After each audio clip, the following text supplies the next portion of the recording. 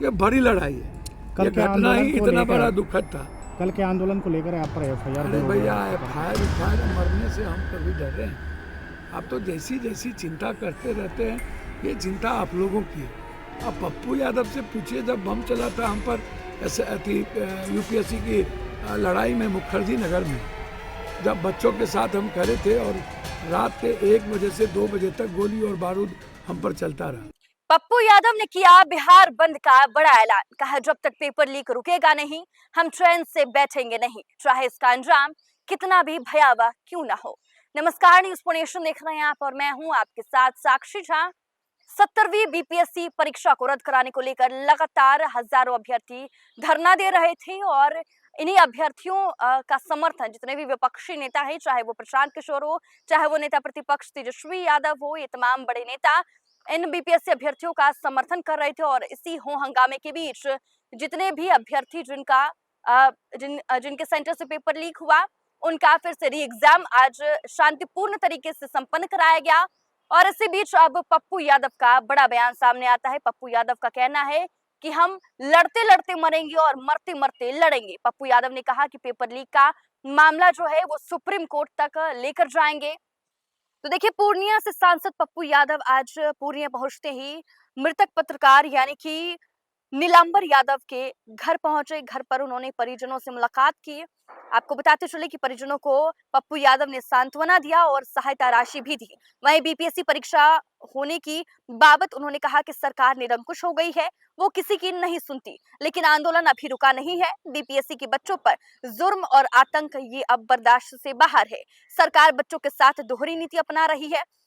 वहीं प्रशांत किशोर द्वारा vanity van में आमरण अनशन किए जाने के सवाल पर पप्पू यादव ने कुछ भी कहने से इनकार कर दिया। साथ ही आपको बता दें कि कुख्यात डकैत सुशील मोची के एनकाउंटर पर भी पप्पू यादव कहते हुए नजर आ रहे हैं कि बिल्कुल उनका एनकाउंटर होना चाहिए। और देखिए, मैं आपको तस्वीर दिखा रही किस तरीके से पप्पू यादव जो है पत्रकार के परिजनों से मुलाकात करते हैं, उन्हें सहायता राशि भी देते हुए नजर आ रहे हैं। पहले क्या कुछ कह रहे हैं पप्पू यादव, छोड़े जाते हैं उनकी बातों के साथ। को लेकर के इतना ना बीपीएससी और बच्चों पर लाठी और जुल्म, इतना आतंक, इतना ज़्यादा माहौल। कल ही परसों हमें फिर गवर्नर से मिलना है। बिहार बंद का भी हम लोगों ने सोचा है 12 तारीख। हाई कोर्ट में भी इंटरवेनर है और सुप्रीम कोर्ट भी हम लोग जाएंगे। तो सिर्फ हम इन परिवार से मिलने ही आ गए। कल सुबह हम पटना लौटेंगे, क्योंकि चूँकि लड़ाई इतनी बड़ी है कि अब लगता है कि पेपर लीकआउट जब तक नहीं रुकेगा तब तक हम चैन से नहीं बैठेंगे, चाहे इसका अंजाम जितना भयावह हो।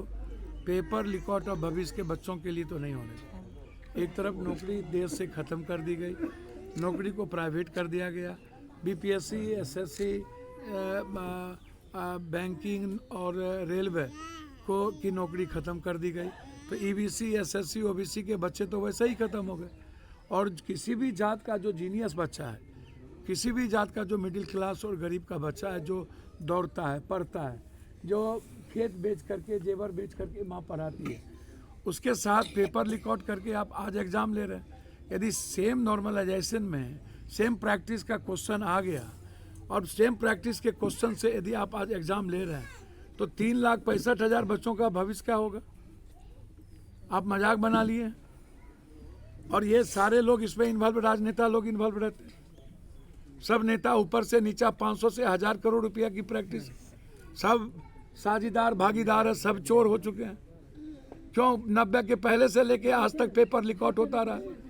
क्यों किसी की इच्छा शक्ति मर गई आज तक? क्या पेपर लीकआउट नहीं रुकेगा? क्या आने वाले बच्चे को ये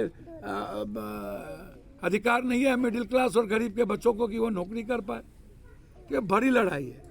ये घटना ही इतना बड़ा दुखद था। कल के आंदोलन को लेकर आप पर एफआईआर। अरे भैया एफआईआर मरने से हम कभी डरे हैं? आप तो जैसी जैसी चिंता करते रहते हैं, ये चिंता आप लोगों की है।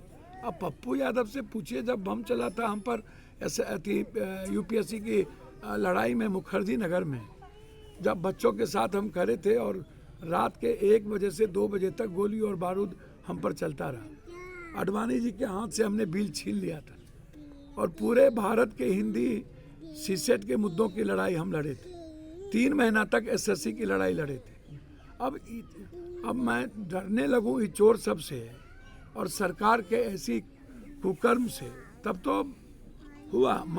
आप याद कीजिए मंडल आंदोलन, याद कीजिए जेपी आंदोलन, याद कीजिए गुज्जर आंदोलन, याद कीजिए जाट आंदोलन, याद कीजिए मीना आंदोलन, याद कीजिए डायनामाइट आंदोलन जॉर्ज का। अब ठीक है, मैं मानता हूं कि लोगों के भीतर संघर्ष करने की क्षमता बिहार में और हिंदी पट्टी में नहीं, जिद नहीं है, लेकिन हम मर थोड़ी गए हैं, हम जिंदा हैं। प्रशांत किशोर लड़ते लड़ते मरेंगे, मरते मरते लड़ेंगे। दूसरी इस मामले में क्या भैया रोल है? मैं नहीं चर्चा करूंगा, अमरनाथ नहीं मैं प्रवक्ता किसी का अच्छा, नहीं। एक सवाल ये है कि नीलांबर के हत्यारों की नीलांबर अभी जी भी की फिलहाल हत्या बहुत दुखद है। मैं पहले भी कह चुका हूँ, इमीडिएट स्पीडी ट्रायल हो। पूरा परिवार बिखर गया है। इनके फैमिली में दोनों बच्चों को फ्री एजुकेशन, और उसके बाद मैं कोशिश करूंगा कि उनकी पत्नी को कहीं ना कहीं यूनिवर्सिटी में या कहीं अनरोल रोल पर नौकरी लग जाए। इनकी बहन की शादी होगी, उसमें पप्पू यादव की तरफ से 50,000 रुपया मदद होगी। हर तरह से हम इस परिवार के साथ करें। आरोपी अभी भी फरार है। भैया यही तो है बिहार, यही तो है बिहार। आज पूर्णिया में को मारा गया है, एनकाउंटर। मरना चाहिए, एक डकैत का इनकाउंटर हुआ है। मरना क्या चाहिए, डकैत के? मरना चाहिए, बिल्कुल मरना चाहिए। अपराधी को जीने का राइट नहीं मिलना चाहिए, बिल्कुल मरना चाहिए। और 1 मिनट भी नहीं, आम आदमी को पूरी आज़ादी मिलनी चाहिए। अपराधी छोटा हो या बड़ा, मैं आऊँगा तो खोज खोज के ढूंढ ढूंढ के मारूँ।